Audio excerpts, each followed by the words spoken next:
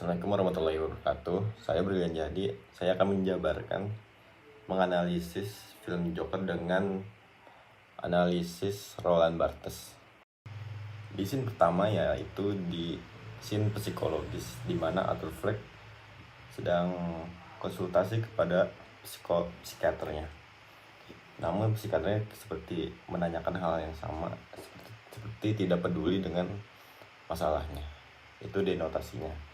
Untuk konotasinya, adegan ini menggambarkan sulitnya orang-orang peduli pada lingkungan sekitarnya dan selalu ingin melakukan semuanya sendiri, padahal kita tidak tahu perasaan orang atau dampaknya sekitar kita.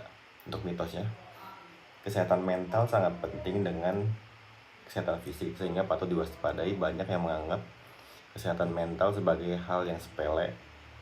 Nyatanya film Joker menggambarkan betapa bahayanya kesehatan mental bagi kehidupan seseorang. Untuk scene kedua, yaitu di mana Joker sedang di MRT. Di tengah kacaunya mental Arthur, dia diganggu oleh 3 pria di bawah kereta bawah tanah. Puncaknya di mana pria itu memukuli Arthur. Konotasinya, di adegan ini ingin menyampaikan gambaran keadaan dunia nyata, di mana orang-orang kelas atas sering menganggap remeh kalangan di bawahnya, karena kalangan kelas atas menganggap dirinya punya kekuasaan dan segalanya dari kelas bawah. Untuk mitosnya, kamu diajarkan untuk memposisikan dirimu menjadi orang lain ketika akan melakukan tindakan kepada orang tersebut. Berhenti berlindung dengan kata baper di balik bercandaanmu. Untuk di scene ketiga, yaitu di mana Ibu Arthur Fleck mengatakan kepada bahwa politisi Thomas Wayne adalah ayahnya. Percaya pada cara membabi buta, dia muncul di depan pintu rumahnya. Di situ dia bertemu Bruce Wayne.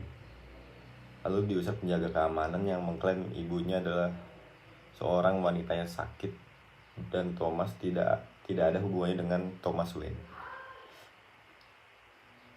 Arthur Fleck pun ke rumah sakit jiwa untuk memverifikasi fakta tersebut. Penny adalah pasien yang berkomitmen dengan psikiatri yang membiarkan pelecehan di tangan pasangannya.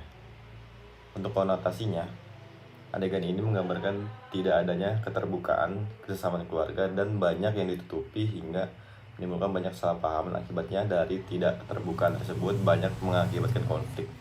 Untuk mitosnya, Joker digambarkan sebagai seorang yang mengalami penindasan dari orang-orang sekitarnya. Melalui film Joker, kamu diajarkan pentingnya berbuat baik kepada semua orang. Kamu tidak pernah tahu apa yang tersebut sedang dialami. Kamu masih suka menindas orang lain. Mulai berhenti lakukan itu ya. Untuk scene keempat, di mana Arthur Fleck datang ke acara televisi Bill Murray sepanjang hidupnya. Dia menganggap pria itu orang baik hati sampai menampilkan potongan stand up saat di acara mengejeknya karena tidak lucu. Video itu menjadi viral dan Arthur segera diundang tampil di acara Bill. Sesuai permintaan Arthur, dia diperkenalkan sebagai Joker. Dunia kacau dan orang-orang seperti Bill membuatnya seperti itu. Dan untuk katanya, mereka harus mendapatkan apa yang pantas mereka dapatkan. Akhirnya Arthur Fleck pun menembak kepala Murray. Untuk konotasinya, adegan ini banyak terjadi di masyarakat, di mana sering sengaja atau tidak sengaja mengejek orang-orang yang ingin mengeluarkan kemampuan dirinya yang masih belajar. Orang yang masih belajar dan banyak melakukan kesalahan. Untuk mitosnya, awalnya kamu mengira Joker memimpin sebuah popularitas agar dikenal orang banyak. Kenyataannya popularitas bukanlah jawaban atas kebahagiaan. Kesimpulannya, setelah dianalisis semiotika dengan teori Roland Barthes, banyak makna dalam cerita tersebut. Seperti adegan ketika Arthur ke psikiater, namun keluhannya tidak ditanggapi dengan baik oleh psikiaternya. Di sini kita dapat mengambil makna penting bagi kamu yang sedang mengalami gangguan mental untuk segera mencari pertolongan.